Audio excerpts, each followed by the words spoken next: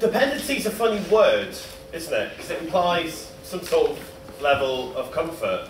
When I was a kid, I was a dependent of my mum and dad. I relied upon them for care. They were always there for me, they supported me. I'm not always sure that the state of the welfare system, the benefit system is like that. I don't think you can be dependent on something that fails you. I think it's hard to be dependent on something that, for many of those on benefits, doesn't allow you, as Patrick has explained, to adequately feed yourself, clothe yourself, or put a roof over your head.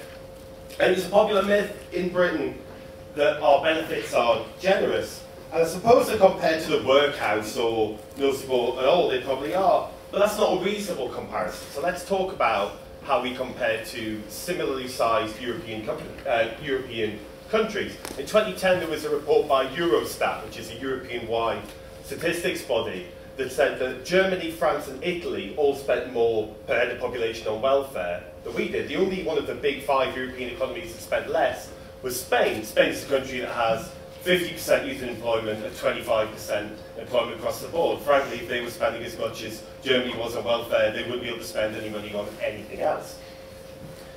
Earlier this year, the Council of Europe described levels of spending on welfare in the UK as manifestly inadequate.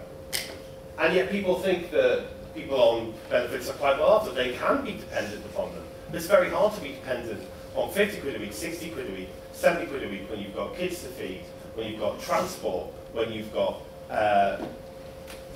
any cost at all on £50 a week. I think when we talk about high levels of unemployment, high levels of long-term and youth employment, because I think we can all agree those ones are the worst, it's not the state, not largely the state, or not even entirely because of the failings of individual people. It's because of the abject failure of the UK labour market to provide jobs. And even where it does provide jobs, you still see millions of people paid below the living wage and forced to live on forced to rely on in-work benefits. I hate to say it because I don't want to be the bearer of bad news, but a lot of you are going to be going out there and trying to get jobs at the moment, and it's pretty bleak out there, even as people who've studied at one of the best universities in the country. A good friend of mine, a local councillor in my local area, recently graduated from Oxford University. She is hardworking, evidently bright, grew up in an ordinary house in Barnet, where I live. Despite being the kind of person who was a credit to her community and wanted to represent her community as local councillor, her main job is working at Clark's on the high street, where she did when she was 16. Now, there's nothing wrong with that, but because she's someone who is highly educated, is working at Clark's at 16, it tells us 2 things. One, people who don't have those levels of qualification are being kept out of a job like that one in Clark's. And 2, it doesn't suggest that there's a particularly strong labour market. Now, it's all right saying that people are dependent upon work, we need to push people back to work, that we allow people to fester on benefits, but where are the jobs? When there are too many people unemployed, when there are 500 people applying for a job at Costa. Now, I like Costa, but I don't think that the quality of their coffee or even their lovely hot chocolates is the reason that 500 people want to work there. It's because people are desperate to work.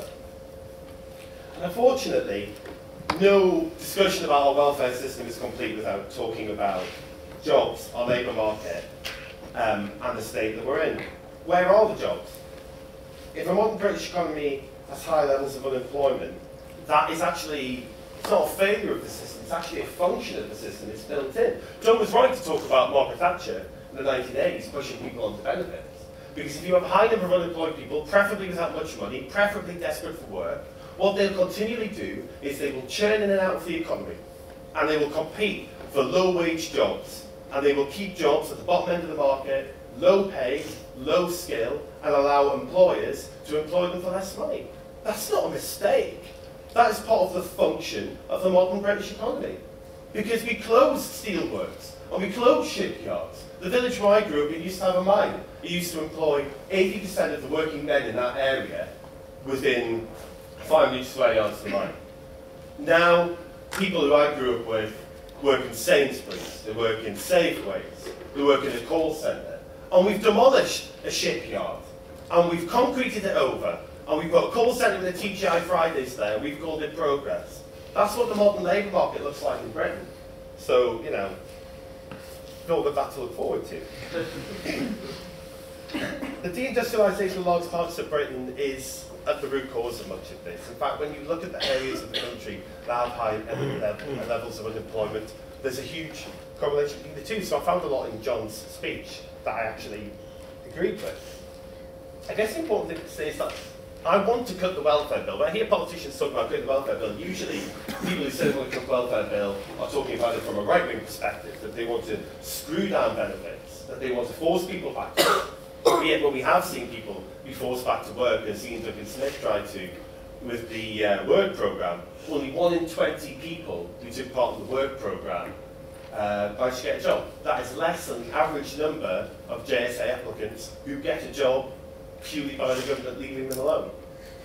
But I want to get welfare down in the only way that's reasonably possible, by getting people back to work, by building homes, by ending the grotesque spectacle of subsidising landlords to pay over the odds for houses. One more minute. Seems like a good time to have a glass of water. It's always 20 seconds. That's a minute. We've stopped the clocks, don't worry. Go for it. The grotesque spectacle of paying landlords instead of building houses, the grotesque spectacle of paying people to be out of work, the grotesque spectacle of tax credits, which were a great idea when brought by the Labour government to stop people from falling into poverty, especially those with children, which have now ended up simply being a tax transfer, a way of subsidising large organisations to pay people poverty wages. I want to get the welfare bill down by ending those, by pushing towards full employment, by trying to get people back to work, by creating high quality manufacturing and skilled jobs and building houses, because that's the best way to deal with the labour market problems that we have and the culture of welfare that we have in this country. I want to finish with an anecdote from a friend of mine. He went to university like all of you, he worked hard like all of you, he's a smart guy, but a few months ago he lost his job. He went to the DWP for support, and after his interaction with them, he posted this message on his Facebook wall. DWP, I was offered an appointment as part of my job seekers allowance application a mere 32 minutes beforehand. When I called up to ask what was going on, I arranged a new appointment. However, your employee informed me that because I had missed this appointment, it may put my application into doubt. This is quite a disgusting way to treat someone who is paying into the pot for over a decade. Unless your intention is to make unemployed people jump through hoops to further demean us, in which case, well played. I hope you're hitting your targets. Cheers. This isn't a system on which people can depend, therefore it can't be one in which people can have dependency. It's one that's failing people, and it's one that we need to fix. Thank you very much.